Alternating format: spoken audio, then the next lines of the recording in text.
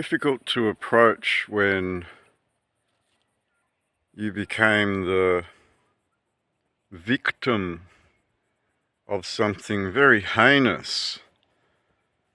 And we want to address this very heinous offence that's being committed by the state. And it's the act of human trafficking or slavery. Now, this administrative government, under its national sovereignty, tries to rewrite the rules when it comes to human trafficking. But when we look at what's actually on the table, it becomes a foreign interest committing an act of slavery or slave driving under the force of high weapon power. Power. Pew pew! At the point of a gun, right? Power.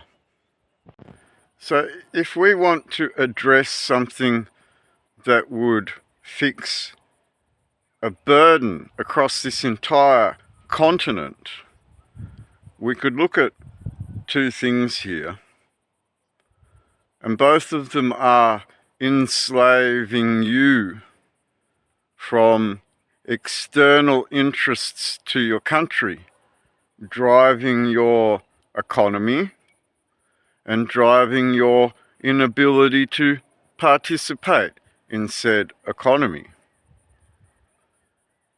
So when we look at what's going on around us, we must look at how the state treats the people in its national sovereignty, its citizenship. We now start to breach into international rules as certain players collapse out of power, leaving some sort of vacancy where an anchor with the blessing of Almighty God finds itself anchored. So we need to look at a few things here, because the government acts sovereign, but is actually administering under all of these United Nations and Hague Conventions.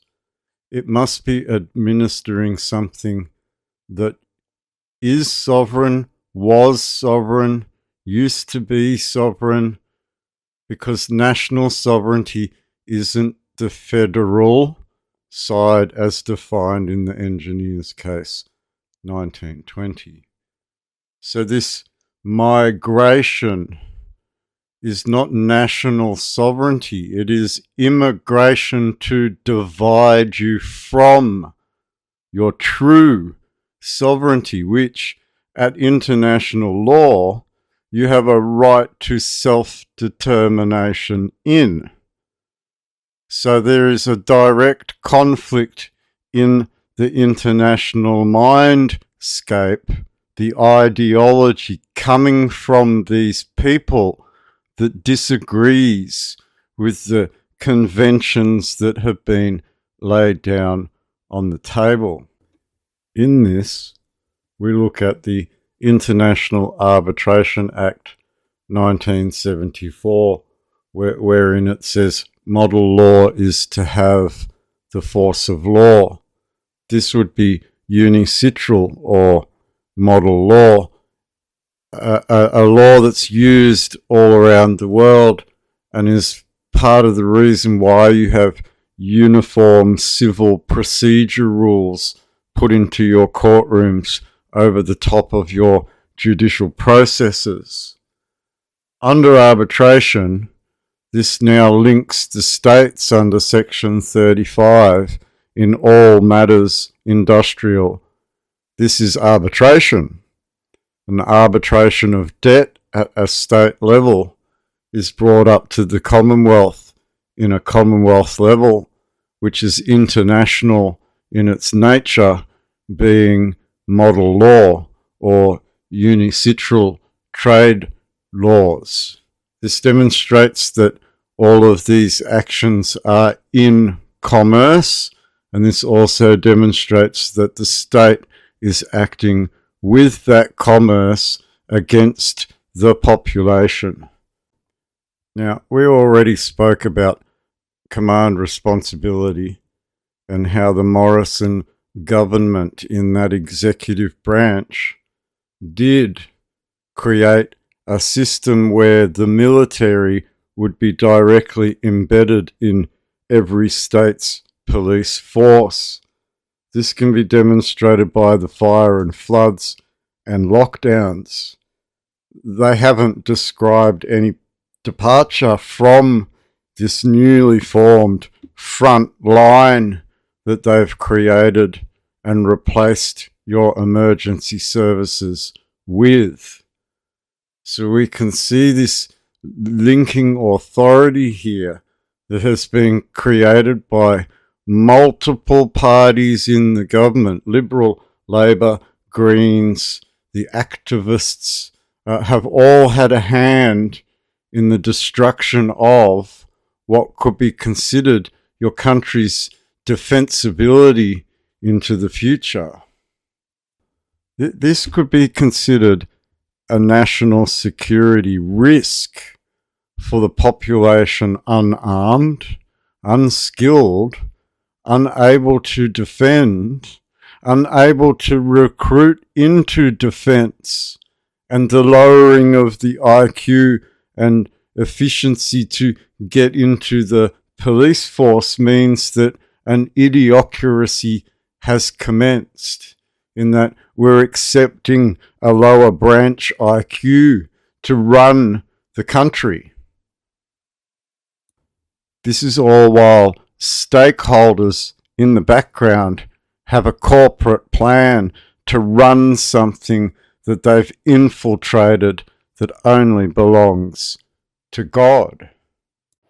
So, how does one display to you that you are the victim of something that you believe is somewhat a normality? So we need to step through a few things, we might go to a microphone and do that, to demonstrate this.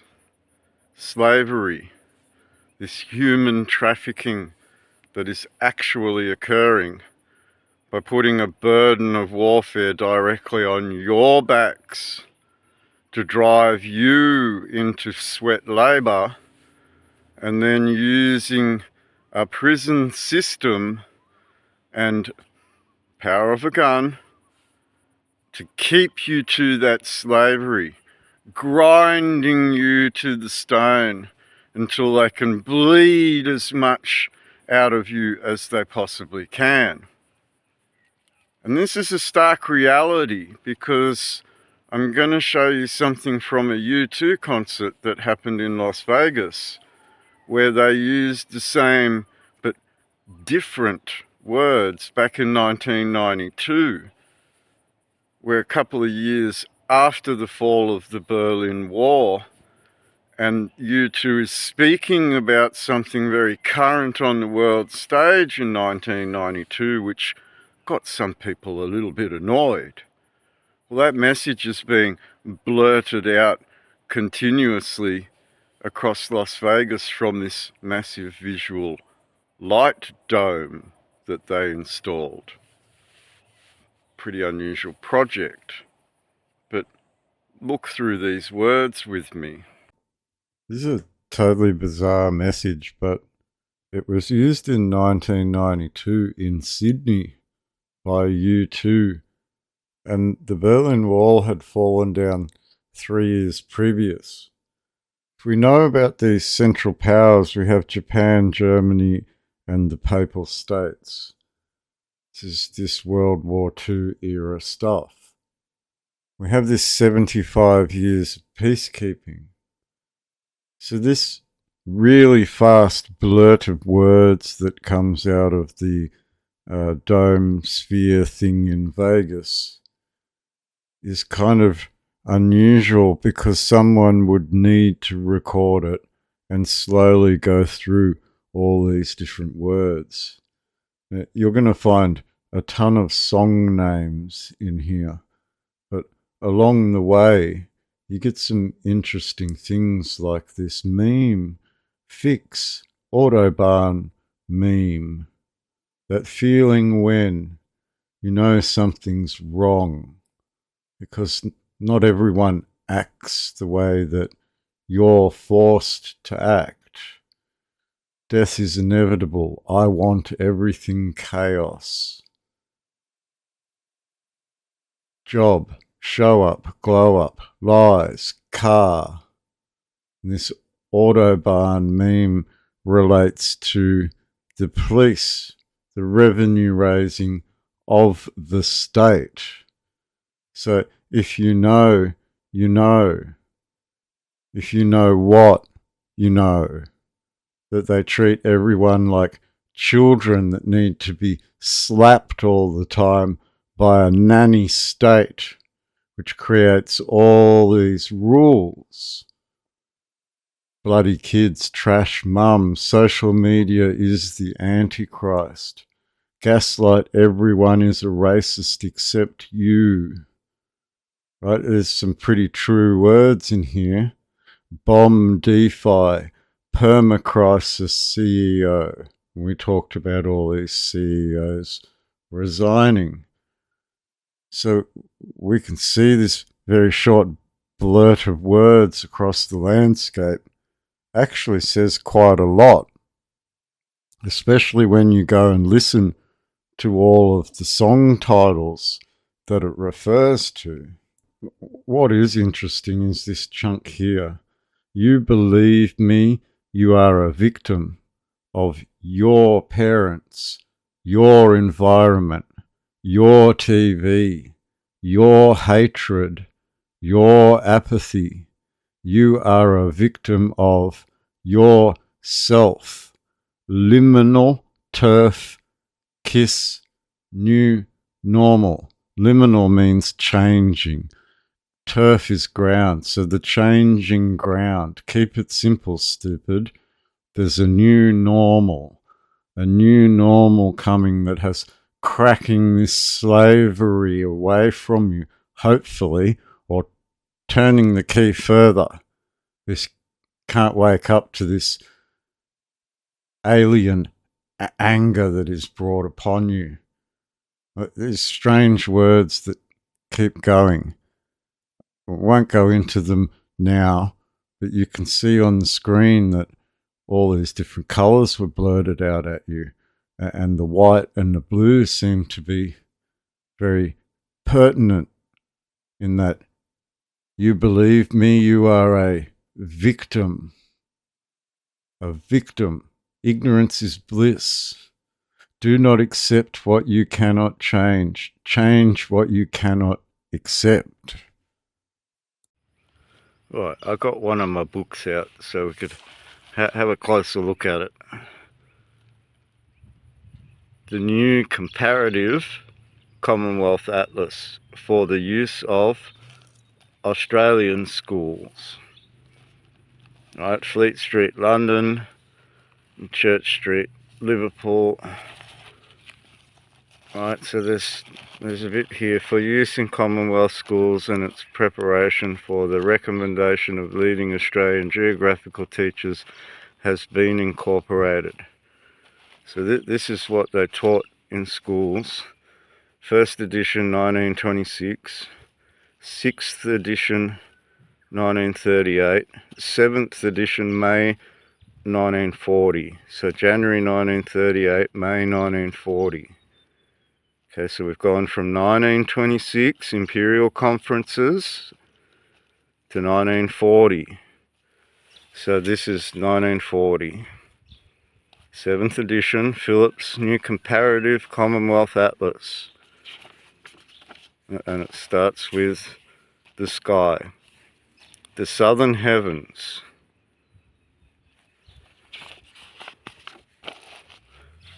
A contour map of the hemispheres, so no political borders, just land. Right, we have oceans and land. Climate, cultivation. Now we get nations. nations that are the British Commonwealth of nations at the present day. But we have down the bottom here flags and badges of Queen Victoria's empire with its royal standard and its Union Jack, its red ensign, the Australian national flag, the New Zealand national flag, the Irish or Eyre national flag, and the Union of South Africa national flag. We've got the badge of the Star of India, the coat of arms on a badge for Newfoundland, the Dominion of Canada, which you see on their red ensign, and then Victoria, Queen Victoria, New South Wales, which Queen Victoria split up from the lineage of George III into Queensland and Queen Victoria, Western Australia, South Australia and Tasmania. No London, because in 1936 Queen Victoria abdicated the throne in London at Canada's request. So the empire is sat from where? Melbourne, given that it's got all the foundations of Christ and the foundation of this royal standard sealed in the ground there for a British Commonwealth of nations where these bodies agreed to abdicate the throne of London away from them. We don't need you anymore. We are this. Is that what 1940 brought around? Because we see the years here start at Imperial Conference 1926, when they went to Imperial Conferences and divided realms. Yeah. So we have a problem in a line of authority in the Commonwealth. Might that be so? And then this Union Jack, is it actually from London, or is it now a royal standard found in Melbourne? Is that a question to behold? I mean, these are all things that we can see here for a Commonwealth of Australia. A Commonwealth of Australia. And if abdication did occur, is that not an indication that the other realms decided they didn't want to be party to Great Britain anymore? You can see all these events going on around the world, including the Brereton Report. Now, if you Google CEO steps down, you might find dozens of them have stepped down in the last months. Interesting that. Might have something to do with a credit machine, right? And this underlying collapse of the Kraken sucking it all down because it was built on foreign interests or fake money. Credit in a decentralized central reserve, fractional reserve banking system that just finally collapses. The state, which is a borrower here, doesn't have enough assets to be able to pay the interest off on its fuck-ups, its administrative fraud, its continual keeping the silver spoon in its concrete. Instead of dealing with an administration, they saw a power to be gained out of it, and the rules surrounding that power can only seek to bite them in the arse.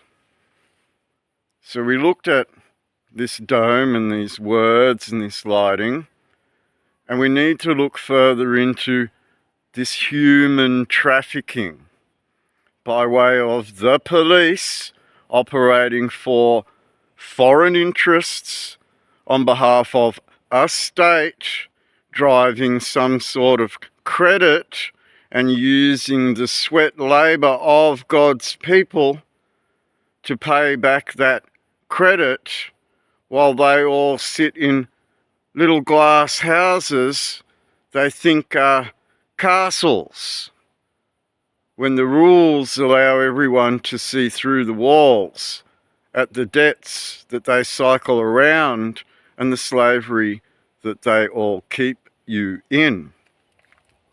One has to be reminded here that you are a victim. A victim.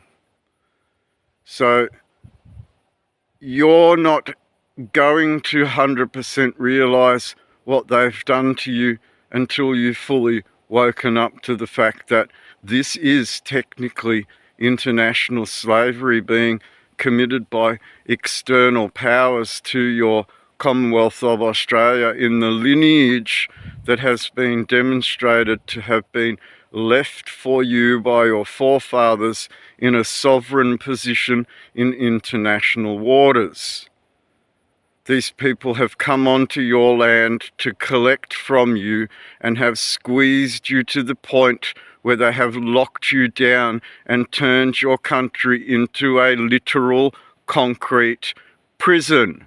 A literal concrete prison with all its cameras and its AI and all its systems to monitor you while it enslaves you further and human traffics you even more. Now, corrective services are still convict ships. They are obligated to look after the ships in harbour at the time of war, demonstrating that they are still in the convict ship mentality. The citizen will always pay his debts that he owes to the system that he borrowed from. And those police are nothing more than debt collectors doing the collection on behalf of a state that has foreign investors interested in it, therefore driving this debt collection to occur in the first place. And being private financial can be nothing more than slavery being driven through slave masters in the state. And you saw the nastiness of the premiers and the police commissioners and the health ministers during all the lockdowns. You saw all the verbal and visual threats that were made, and you saw the nasty actions that followed through from these people. They have gone outside of the law and have committed heinous international criminal crimes, criminal actions in the process. So it goes without saying that the military has an obligation, as per the Brereton report, to clean up the parliament and look at the state police forces for their human trafficking that they've been doing in 75 years of peacekeeping. Now, one could argue that human trafficking didn't start occurring until around 2008, when a financial crisis started to occur. But one must look at the traffic fine and look at how long that has been going on for. The revenue raising from a state while treating you like children that need to be given a lesson.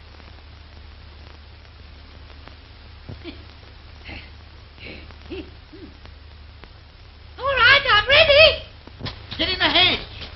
All right. Well, I don't see how you're going to work it. Well, it's perfectly simple. Harbottle's at the top of the road with the first post, and when a car passes him, he's going to start his watch and drop his handkerchief. Yes, but what do I do? Well, when you see his handkerchief, you start your watch. Yes, who's going to stop the motorist? I am. I'm going to stop every car that passes. Oh, you didn't stop that one. He came before I was ready. Here, set your watch by mine. Hey, sounds like another car. Well, get in the hedge over there.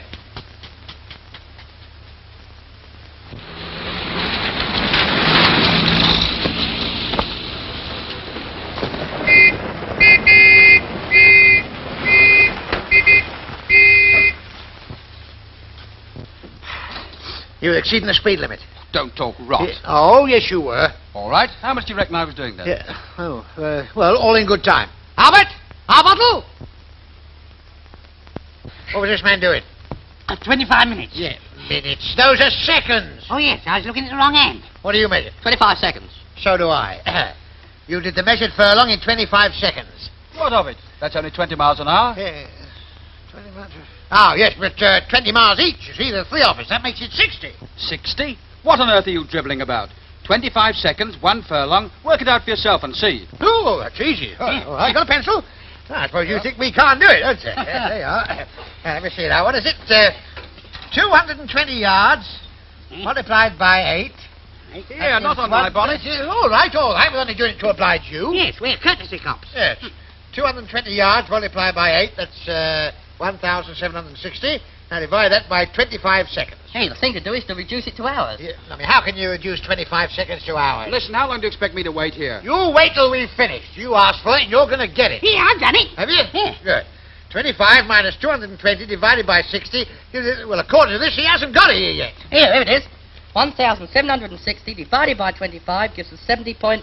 Yeah, 70.4? Yeah. Well, it's gone up. Well, that's nearly 80 miles an hour. Oh, rot. Yes. Ask him for his license. I want to see your license. I haven't got a license. Huh? I said I haven't got a license. He hasn't got a license. Ask him for his insurance. Well, let me see your insurance certificate. I'm not insured. What, you mean you haven't got a license or an insurance? No. He hasn't got a license or insurance. Oh. Right. Well, it's a very lucky thing for you, young man. You've just saved your bacon. Do you mean I can go? Well, I can't endorse your license if you haven't got one, can I? Go on hopping. Well, next time, be sure you bring one with you. Yeah.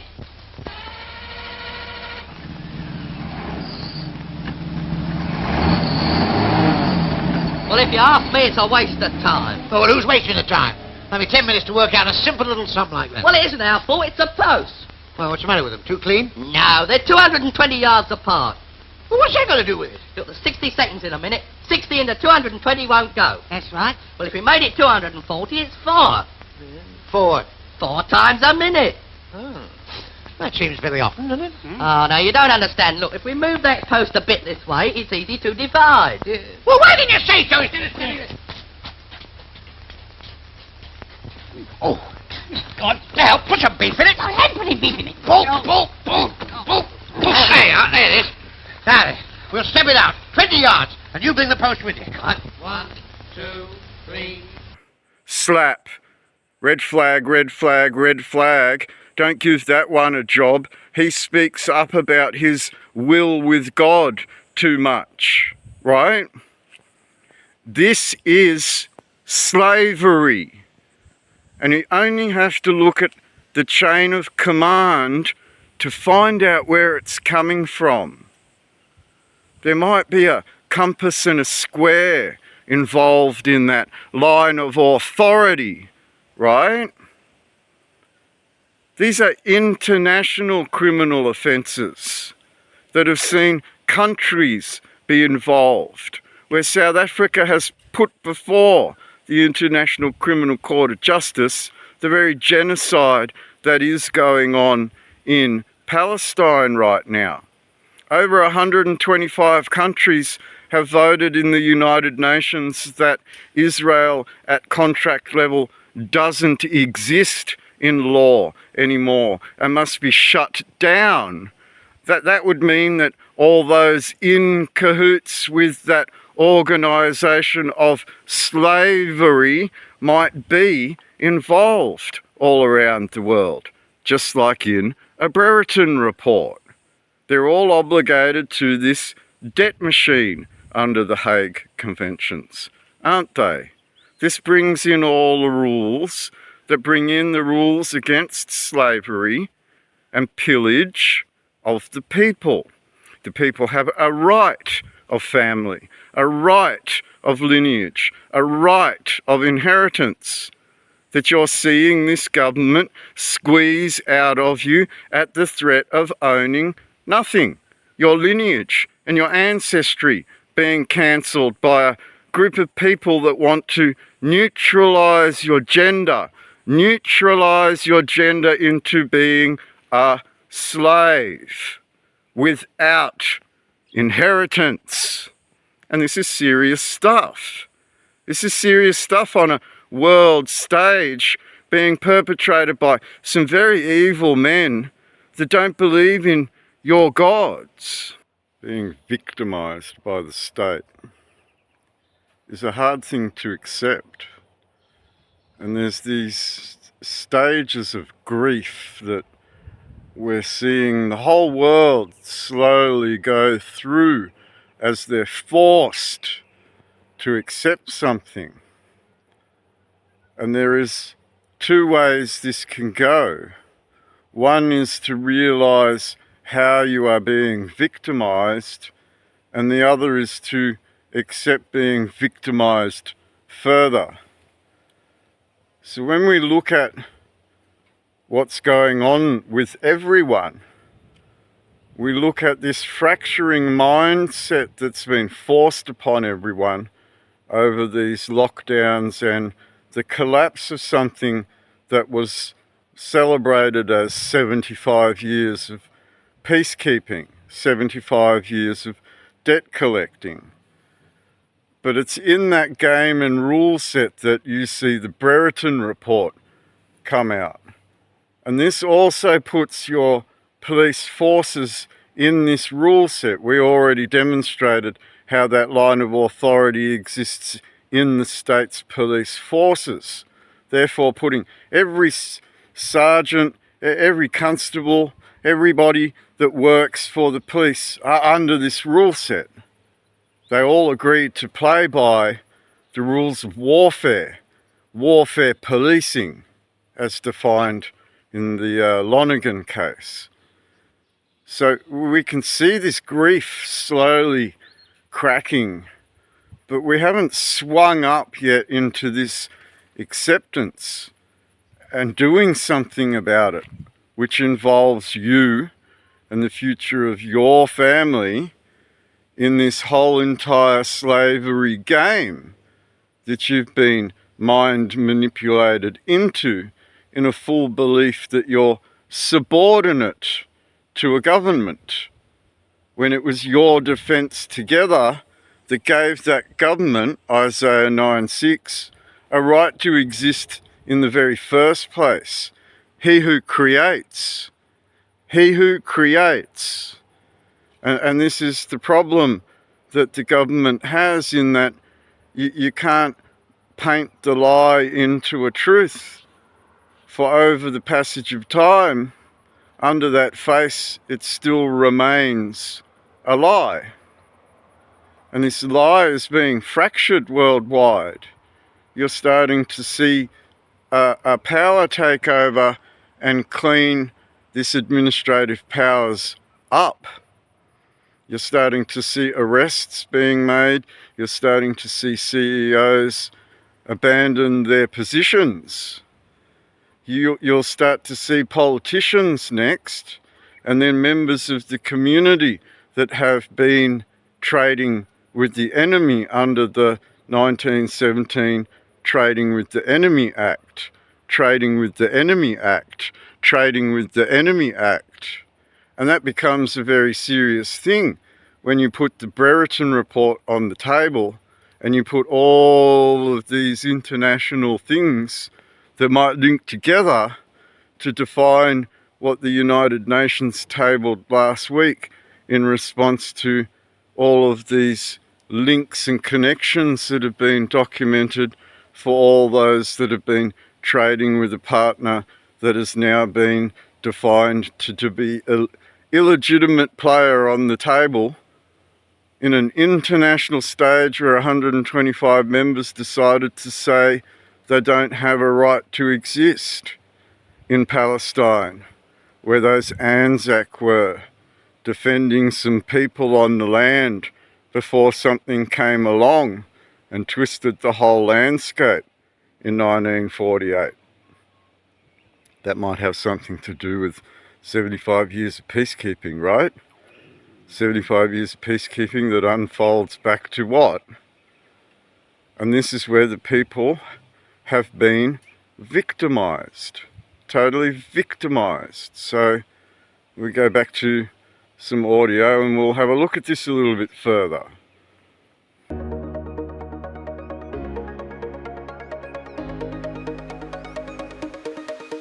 The Air Force is important because it brings together our army, our soldiers, with our national industry, our international partners, our academics, and our government representatives, because the defence and security of our nation is a national endeavour.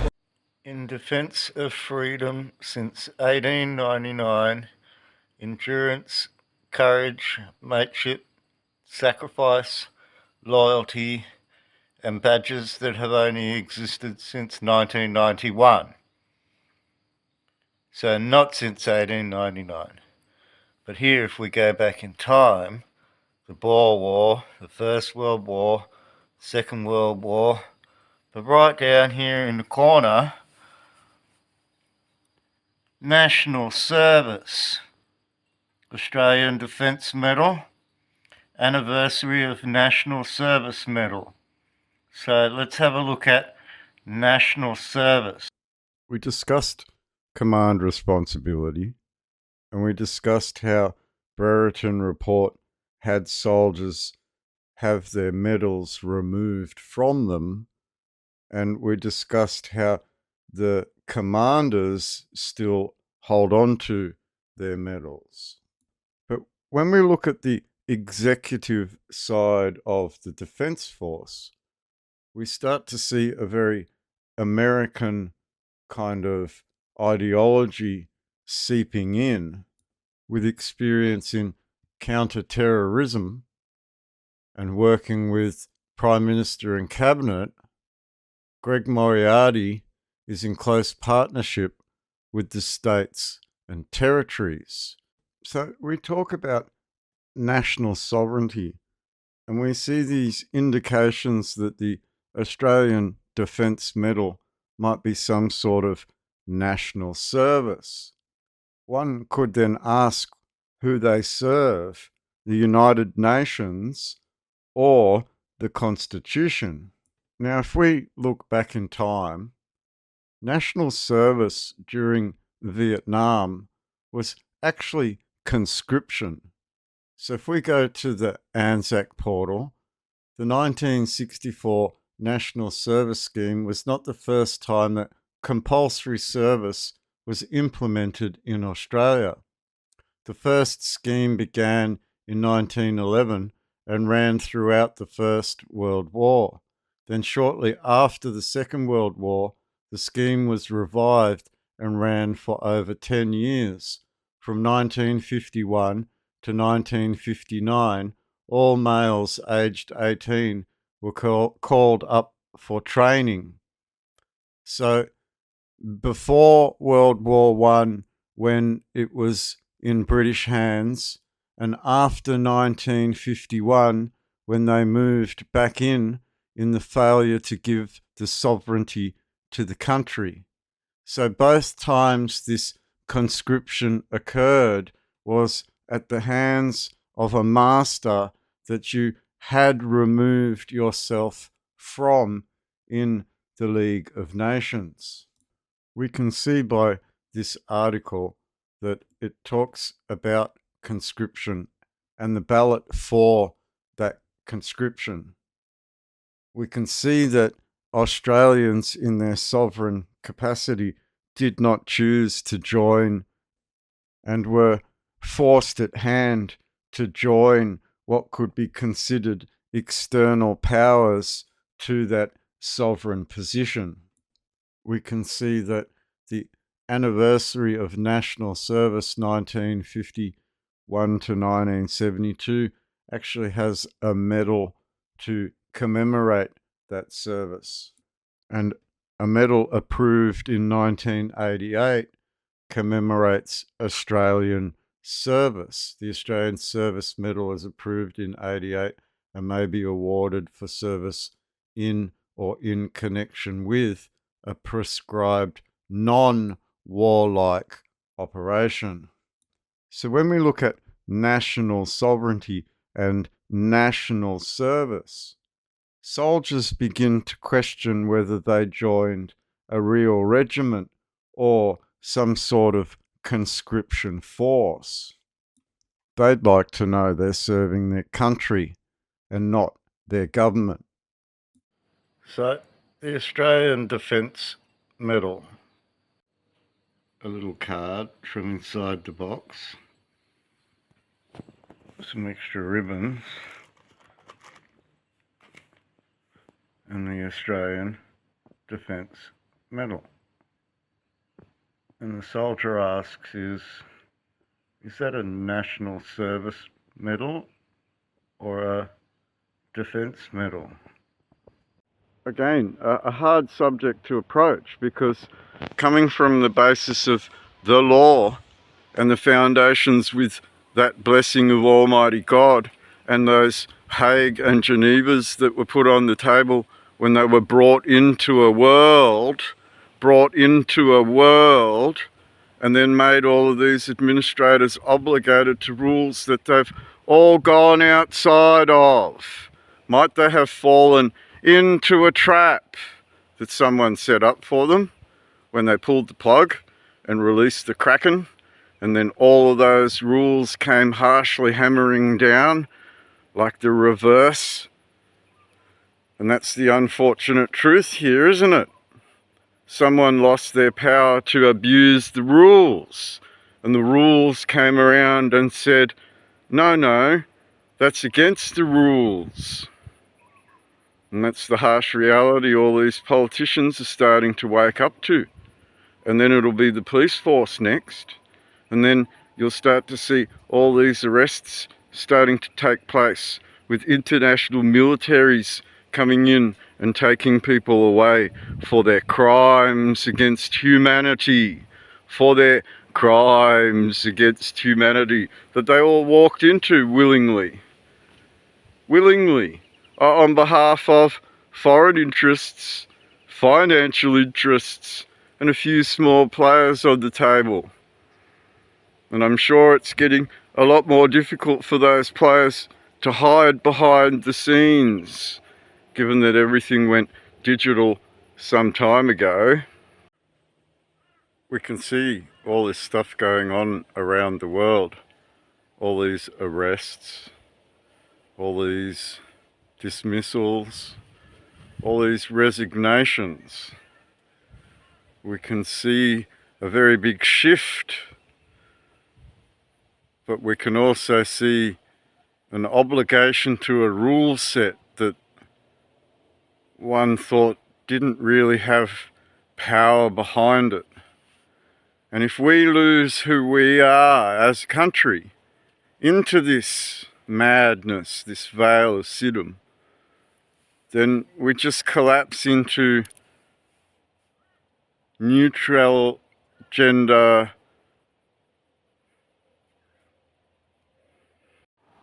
we can see this direct attack at the foundations of what is God's in this country, that gave everything the ability to be. All of these courtrooms and cities and towns, or all of these sovereign tribal peoples around it.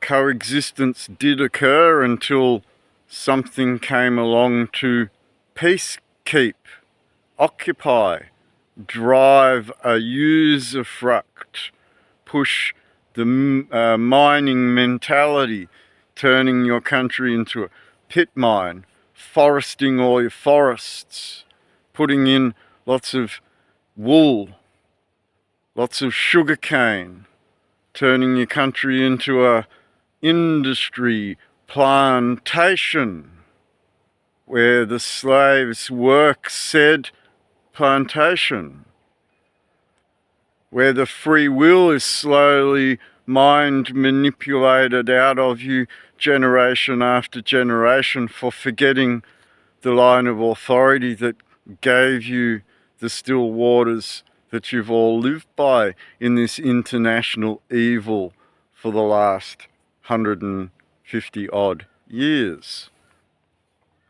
The slow munching since the Civil War in America that saw all of this usufruct start to take place in the first place, because what was former in this League of Nations ideology was this crown that kept you in this debt machine, constantly grinding you away. And this is evident in the House of Lords when they start talking about federating Australia, which then later becomes the ideology of a Commonwealth of Australia that is then, as you've seen, separated from the former motherland. This puts a whole entire realm on the map, which we can see very quickly here. Queen Victoria's realm that is being attacked right now by the people that have kept it in peacekeeping mode for the last 75, 77 years. We can see this by their national sovereignty ideology instead of the actual federality that you agreed to be in the Constitution under the blessing of Almighty God. So help me God, is what that all said in that foundation. And when some outside spiritual power using some sort of Kabbalic practice came and mind manipulated you out of your foundations and printed it on your money and said you shouldn't have borrowed from us. Here's a reminder of who you are. Do you remember who you are? No, you don't. Here, have some more of our Reserve Bank currencies. Undermining everything that you are to the point where farmers are now in distress before the Parliament. And they don't know the foundations of their heritage, their ancestry, their lineage that's actually in the building across the river there. It's called the War Memorial. Maybe you should walk inside it and start looking at all those stained glass windows and look above your head and think, what's that $2 coin doing on the ceiling there?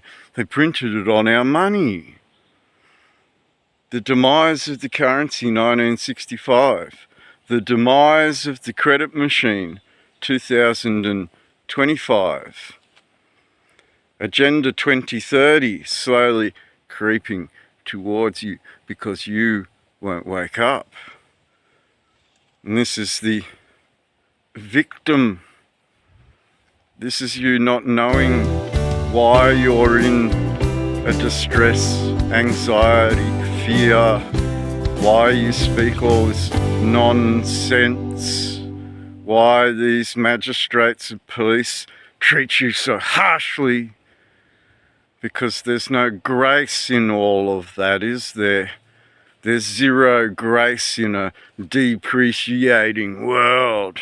There's no appreciation for anything in that system that borrowed, because the appreciating value goes offshore.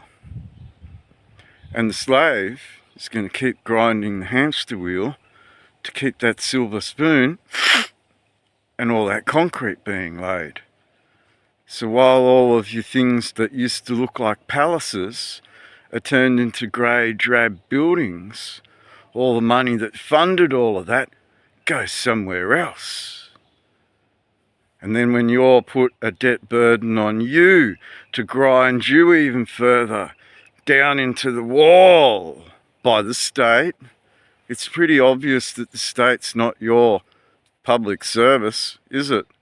It's working for the stakeholders who are trying to shut you up about your crown, who you are, because they believe everything that is the crown that got privatised, they own. Well, they got to understand that it's owned by God, and God had first use of the fruits, and he could turn around to something like ASIC and say, "What's up, Chuck? Why have you been manipulating God's assets?" And this is the reality that we're starting to see. As I said, the vultures gather around the cauldron and don't know what to do. Shut them all up. Can't have all the children talking about things. Can't have them making memes about Albo. Can't have them discussing anything in relation to their freedom, liberty, God, foundations, faith, religion, stone, Anzac, all these things, flag, colours, church, custody, all these things. So the fracture is to realise that you are actually the victim in all of this.